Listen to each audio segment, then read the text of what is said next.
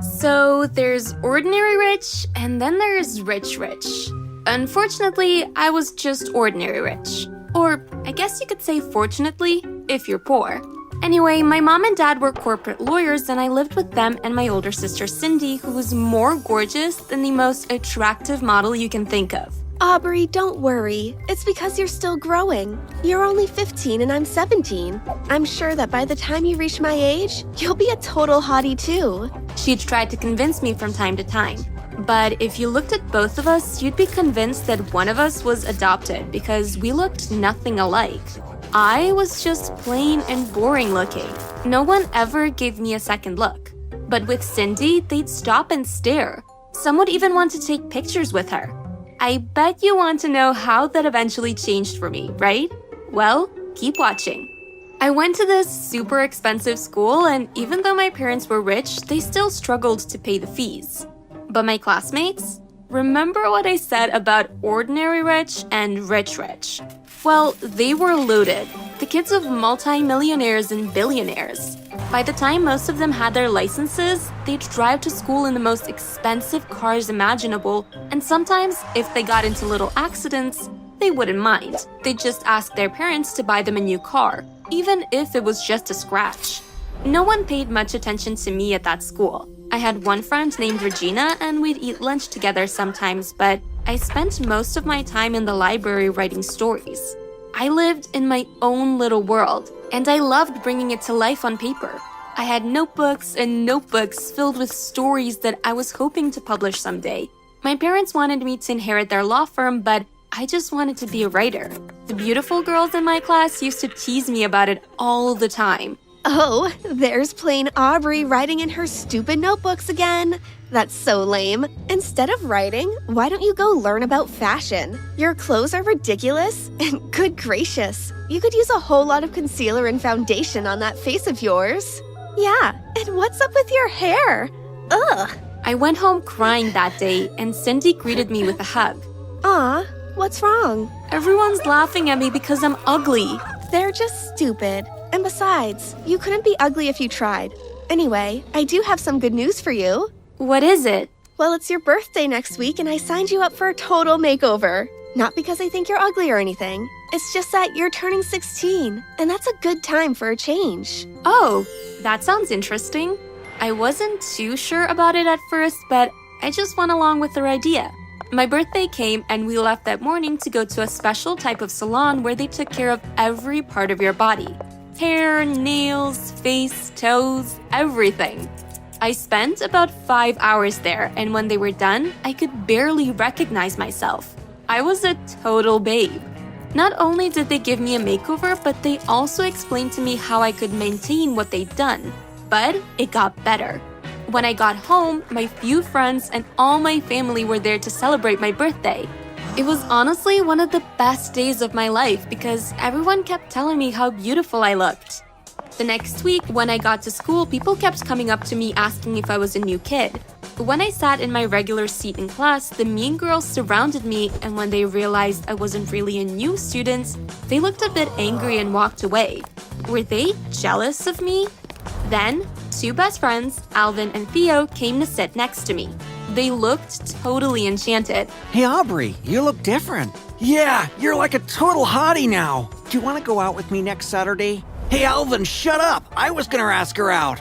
Well, I asked first. It doesn't matter. Hey Aubrey, do you want to go out with me or this loser? I was shocked. It was the first time any guy had asked me out. And the fact that two guys were fighting for my attention was enough to give me a headache. A good one. But hey, I forgot to mention that Alvin and Theo were billionaires. Their families were super rich, and they only hit on girls who were as rich as they were. Guys, please don't fight. Maybe I can go out with both of you. They agreed, but looked upset. They went back to their seats, but looked angry with each other for the rest of the day.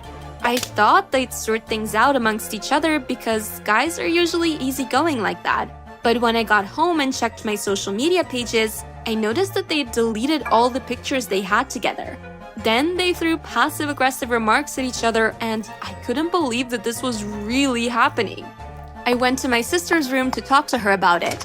Oh yeah? Theo and Alvin? Everyone's talking about it. You're a total hottie now, so that's expected. It happens to me all the time. Welcome to the club. So, how do I deal with it?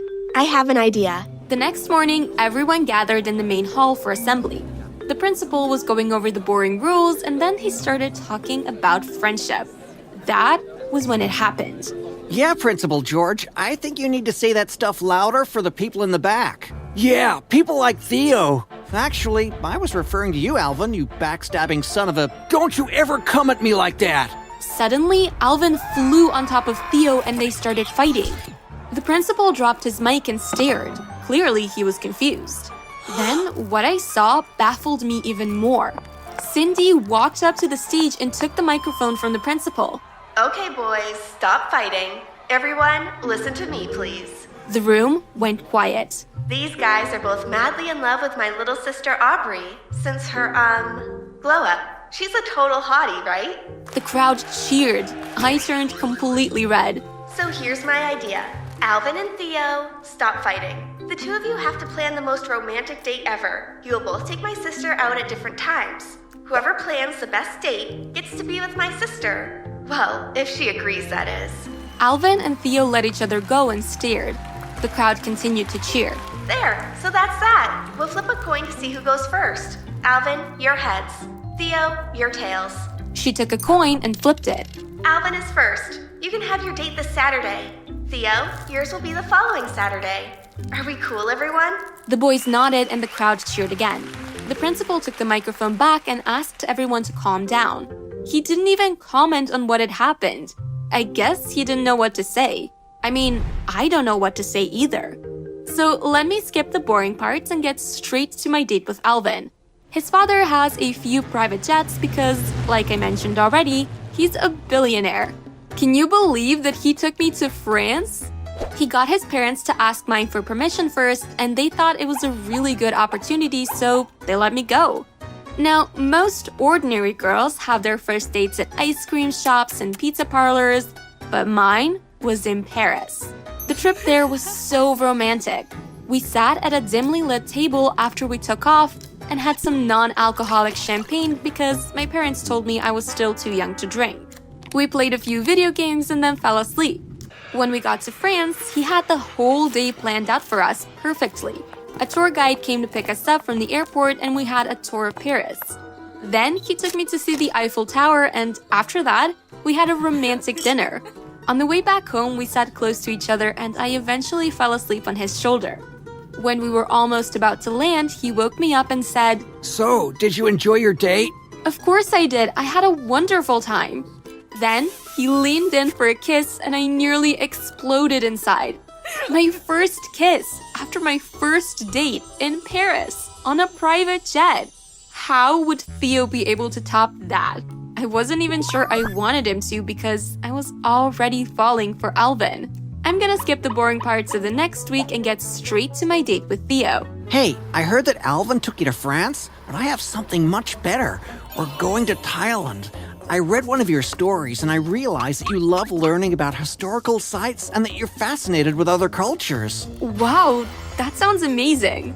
Of course, Theo's parents also had their own private jet too, so getting there was no challenge. Because it was so far away, my parents allowed me to stay there for 2 nights on the condition that Theo and I slept in separate rooms. I couldn't believe they were being so lenient, but I guess it had something to do with him being filthy rich.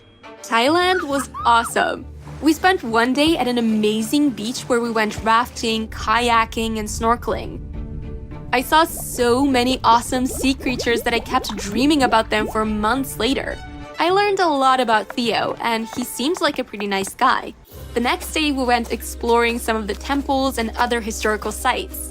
We even went to an elephant sanctuary, which was probably the highlight of the trip. While we were there, I held hands with Theo, and I thought that I was beginning to like him a lot more than Alvin. When I eventually got home, I explained to my sister that it was really hard to make a decision. I was falling for both of them. She laughed, then left her room because she had to go to the bathroom. She left her phone on her bed and I picked it up to take a selfie. I took about 10 of them, and as I was scrolling through them to decide which one I liked best, I ended up scrolling too far, way too far, and what I saw made my heart sink. There was a picture of Cindy kissing Alvin. I checked the date and it was just 3 days ago, while I was out with Theo. Just as I was about to knock on the bathroom door to throw the phone in her face to ask her what that was about, I saw a text come in from Theo. Just got back from my date with your sister. She's not half as amazing as you, though. Would you still consider going out with me? I miss you so much, babe, and I can't stop thinking about the last time we made out. It turns out that even though I was hot, Theo and Alvin were just using me to get to my sister. Apparently, they'd had crushes on her for ever. And they had a bet between the two of them to see who could be her boyfriend. Instead of confronting my sister, I sent the picture and a screenshot of the text to myself and I posted it on all my social media pages.